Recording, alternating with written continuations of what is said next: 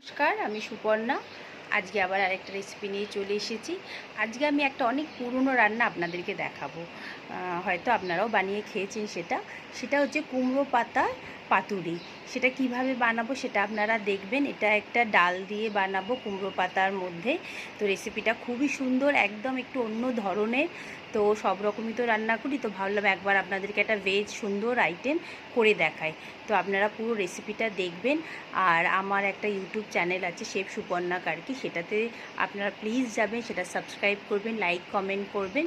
আর Facebook page থেকে যারা দেখছেন তারা পেজটাকে ফলো করবেন, কমেন্ট করবেন। আপনারা কে কোথা থেকে রান্না দেখছেন সেটাও বলবেন। আর আমার চ্যানেলে সব রকম রান্না আছে, সেগুলো আপনারা দেখবেন। আর নতুন কিছু যদি আপনারা দেখতে চান তাহলে আমাকে অবশ্যই বলবেন। আমি আশা করছি আপনাদেরকে সেই রান্নাটা করে দেখাতে পারবো। তো চলুন, এখন আমি এই নতুন ধরনের আপনাদেরকে রান্নাটা করে এখন দেখাচ্ছি। মসুর ডালের পাতুরিটা কিভাবে বানাচ্ছি সেটা আপনারা আগে দেখে নিন। আমি এই মসুর ডালটাকে আধ ঘন্টা আগে ভিজিয়ে রেখেছি। এবার এটাকে এখন মিক্সিতে একটু দারদারা থাকবে, পুরো মিহি পেস্ট করে নেবো না। এর সাথে আমি 4-5টা কাঁচা লঙ্কাও মিশিয়ে আগে ভালো করে একটু খিচখিচ থাকবে ওরমভাবে একটু বেটে নিচ্ছি আগে। এই যে 4টে কাঁচা লঙ্কা নিয়ে নিয়েছি। তো এখন এটাকে আগে বেটে নিচ্ছি। এবার আমি কিছু কুমড়ো পাতা নিয়ে নিয়েছি। এই যে দেখুন, নানান রকম, ছোট হলে ছোট, নাহলে বড় হলে বড়। এই কুমড়ো পাতাগুলোকে আমি ভালো করে আগে জল দিয়ে ধুয়ে নিয়েছি। এবার এগুলোকে এখন আমি 15 সেকেন্ড কি 20 সেকেন্ডের মতো গরম জল করবো। তার মধ্যে একটু নুন দেবো, দিয়ে এগুলোকে হালকা করে জাস্ট একটা 20 সেকেন্ডের মতো রাখবো জলের মধ্যে।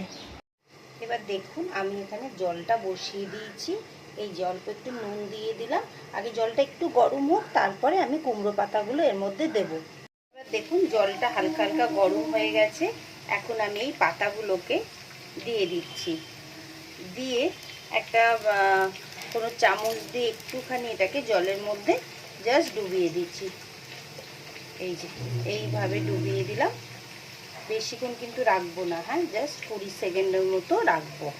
এবার গ্যাসটা বন্ধ করে দিলাম। এগুলো এবারকে আস্তে আস্তে জল ঝরিয়ে ঝরিয়ে আমি এইভাবে এগুলোকে তুলে নেবো।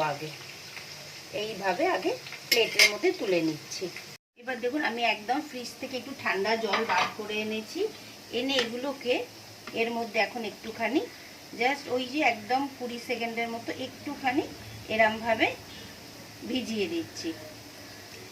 এইভাবে সবকটা পাতা এখন আমি ঠান্ডা জলে ভিজিয়ে রাখবো। দেখুন, ডালটাকে আমি ঠিক এই যে এইভাবে, দেখুন একটু খিচখিচ আছে। এবার এটার মধ্যে এখন কিছু মশলাপাতি দিয়ে দেবো। একদম মিহি করে পেঁয়াজটাকে কেটে রেখেছি, ওটা দিচ্ছি। অল্প করে একটুখানি রসুন রেখেছি, সেটাও দিয়ে দিচ্ছি। কাঁচা লঙ্কাও দিয়ে দিচ্ছি। ঝালটা আপনারা নিজেদের টেস্টের অনুযায়ী দেবেন। অল্প করে একটু হলুদ দিয়ে দিচ্ছি, একটুখানি গুঁড়ো লঙ্কা দিলাম।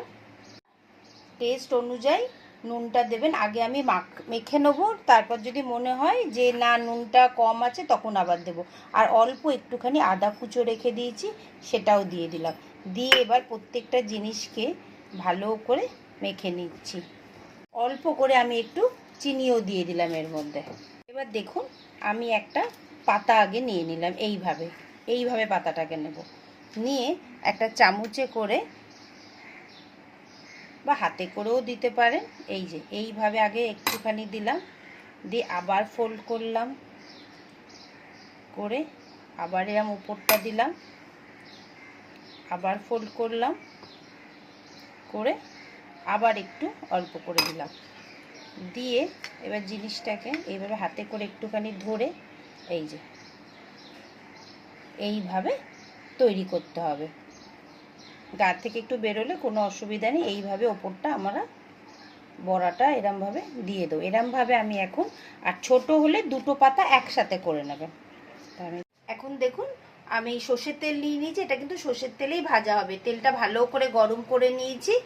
এবার এক একটা করে দেব।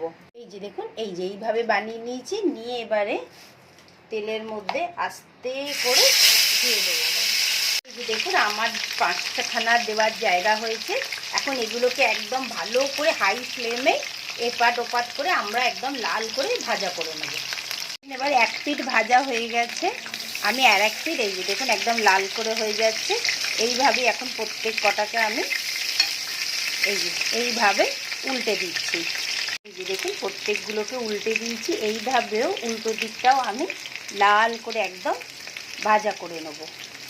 খেতে তো খুবই টেস্টি হয়, গরম ভাতের সাথে এটা আপনারা কখনো বানিয়ে খাবেন, খুব ভাল লাগবে খেতে। একদম কড়া কড়া করে ভাজা করে নিয়েছি, এটা আপনারা গরম ভাতের সাথে খাবেন। আর আমার রেসিপিগুলো যদি আপনাদের পছন্দ হয় তাহলে অবশ্যই কিন্তু লাইক কমেন্ট সাবস্ক্রাইবটা করবেন প্লিজ। এগুলো দেখতে তো খুবই সুন্দর হয়েছে, আপনারা ডাল দিয়েও খেতে পারেন বা গরম ভাতের মধ্যে একটু ঘি দিয়েও খেতে পারেন, অপূর্ব সুন্দর খেতে হয়েছে। আমি নিজেও একটু টেস্ট করলাম। আর আপনারা ফেসবুক পেজ থেকে যদি দেখেন তাহলে প্লিজ পেজটাকে লাইক কমেন্ট করবেন।